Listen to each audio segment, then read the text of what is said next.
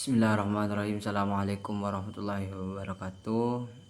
Izinkan kami memperkenalkan diri. Nama saya Agil. Saya dari Prodi PAI A semester 4. Izin mengumpulkan tugas.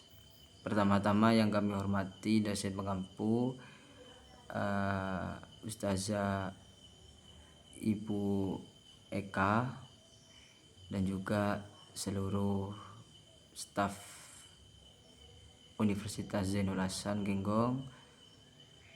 Yang kami hormati Kiai Haji Muhammad Hasan Mutawakil Allah SHMM, dan juga yang kami hormati Dr.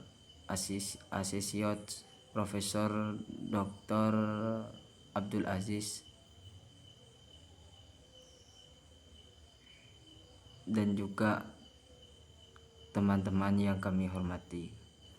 Langsung saja terkait tentang artikelnya saudara teman kami. Jadi ada sebuah rangkuman yang mana yaitu yang pertama tentang definisi supervisi. Definisi supervisi ialah upaya terencana untuk memberikan layanan, bimbingan, dan bantuan profesional kepada guru, baik secara individu maupun kelompok. Jadi tujuannya itu definisinya adalah untuk memberikan layanan, bimbingan, dan bantuan profesional kepada guru, baik itu secara individu ataupun secara kelompok. Tujuannya bukan sekedar pengawasan atau penilaian kinerja, melainkan untuk meningkatkan kualitas proses pembelajaran dan mengembangkan potensi profesionalitas guru secara optimal. Seperti itu. Berarti tujuannya untuk memperbaiki kinerja ataupun mengawasi kinerja agar supaya pendidikan itu berjalan dengan baik. Tujuan dan fungsi supervisi. Secara garis besar, supervisi berfungsi sebagai instrumen penjaminan mutu pendidikan.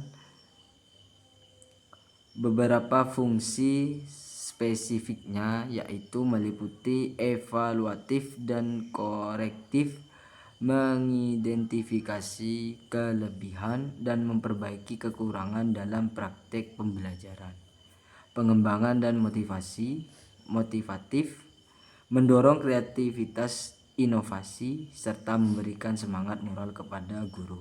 Konsultatif, memberikan bantuan teknis bagi guru dalam memecahkan masalah di kelas. Kepemimpinan, menumbuhkan kapasitas kepemimpinan bagi tenaga pendidikan. Ruang lingkup pelaksanakan. Supervisi pendidikan mencakup beberapa bidang utama di sekolah, yaitu bidang kurikulum, supervisi klinis, prinsip pelaksanaan yang efektif. Agar tujuan peningkatan mutu tercapai, supervisor harus memegang teguh 4 prinsip, yaitu ilmiah, kooperatif, konstruktif, dan kreatif. Seperti itu. Persepsi guru yang masih menganggap supervisi sebagai ajang penghakiman atau penilaian semata.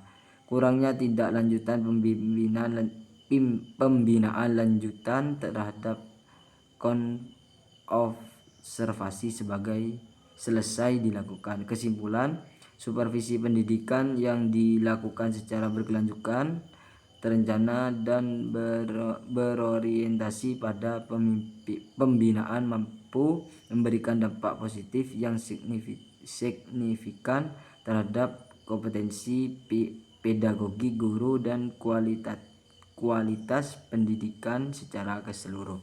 Nah, jadinya bisa saya jelaskan terlebih dahulu, karena kalau sekedar membaca itu kurang baik kalau tanpa ada penjelasan.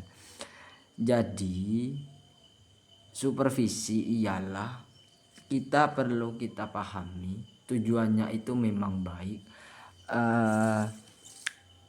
adanya supervisi, yaitu membantu pengawasan terhadap guru.